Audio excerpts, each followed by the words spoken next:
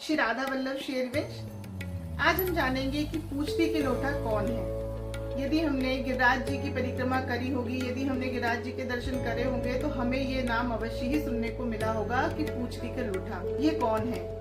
सर्वप्रथम तो ये जान लीजिए कि यदि आप श्री धाम वृंदावन जाते हैं, आप बिहारी जी के दर्शन करते हैं, तो आपको गोवर्धन गिरिराज जी के भी दर्शन अवश्य ही करना चाहिए, क्योंकि जिन बिहारी जी के दर्शन हम करते हैं ये गिरिराज जी उनके भी आराध्य है। जब हमारे ठाकुर जी लीला करने के लिए अवतार धारण करते हैं, उस समय हमारे ठाकुर जी ने स्वयं इन श्री गिरिराज जी की परिक्रमा की थी, इनकी पूजा अर्चना की थी। इसलिए ये हमारे लिए परम परम आराध्य है। हमें इनके दर्शन अवश्य ही करना चाहिए और हो सके तो परिक्रमा भी अवश्य करनी चाहिए। गिरिराज जी की परिक्रमा करते समय हमें एक स्थान पड़ता है जिसे पूछती का लोटा कहा जाता है।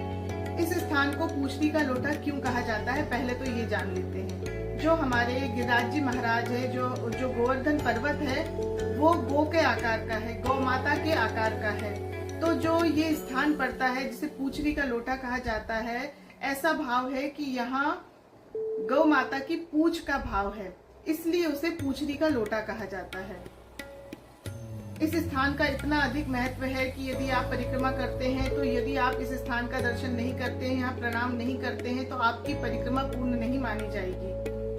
अब जानते हैं कि इस स्थान का इतना अधिक महत्व क्यों है। जैसा कि हम सभी जानते हैं कि हनुमान जी महाराज शिव जी के ही अवतार हैं। शिव जी ही अपने आराध्य श्री राम की सेवा अर्चना करने के लिए हनुमान जी के रूप में अवतार धारण करते हैं। श्री राम अवतार के समय हनुमान जी महाराज ने खूब श्री राम जी की सेवा अर्चना पूजा करी, पर उनके मन में एक भाव यह भी आया कि मैं कभी प्रभु का मित्र भी बनूं। इसलिए जब द्वापर में श्री कृष्ण जी लीला करने के लिए अवतार धारण करते हैं, उस समय हनुमान जी महाराज ही उनके मित्र के स्वरूप में उनसे मिलते हैं। और ये जो स्थान है पूछती का लोटा, यहीं पर हनुमान जी और श्री कृष्ण जी मिला करते थे। संतों के श्रीमुख से हमने यह भाव सुना है कि जब हमारे कृष्ण कन्हैया थोड़े बड़े होते हैं और वो गौओं को चराने के लिए श्री गिरिराज जी महाराज की तलहटियों में आया करते थे, उस समय गाय तो चारा चरने में व्यस्त हो जाती थी और श्री कृष्ण जी हनुमान जी महाराज से मल्ल युद्ध सीखा करते थे।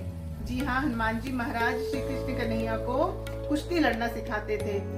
हनुमान जी महाराज छोटे से कान्हा जी को खूब नए नए दाव पेच सिखाते थे कुश्ती लड़ने के।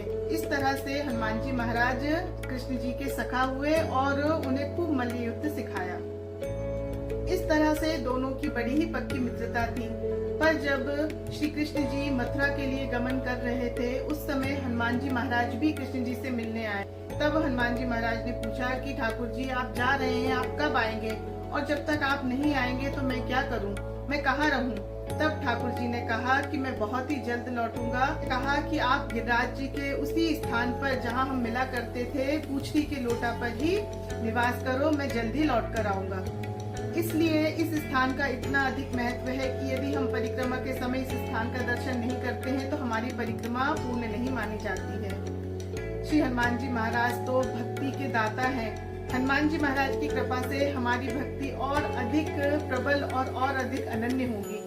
उनका आशीर्वाद हम सब के लिए अति ही आवश्यक है। एक सेवक का धर्म क्या होता है, यदि कोई बता सकता है, कोई सिखा सकता है, तो वो हनुमान जी महाराज ही है। उनसे बड़ा भक्त कोई भी नहीं है, उनसे बड़ा सेवक कोई भी नहीं है। इसलिए उन्हें प्रणाम करना अत्यंत ही आवश्यक है और ये हम सबके लिए ही अति उपयोगी और अति महत्वपूर्ण है। ये हमारे ही भक्ति को बल देगा।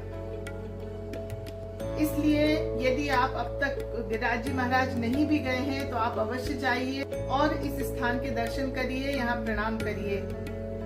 हनुमान जी महाराज की कृपा हम सब पर खूब बनी रहे। ठाकुर जी के श्री चरणों में, किशोरी जी के चरणों में हमारी अनन्य भक्ति दिन प्रतिदिन बढ़े, यही कामना करते हुए यदि आपको ये जानकारी अच्छी लगी हो तो आप अधिक से अधिक लोगों तक इसे शेयर करें और मेरे चैनल को लाइक करें, सब्सक्राइब करें। जय जय श्री राधे।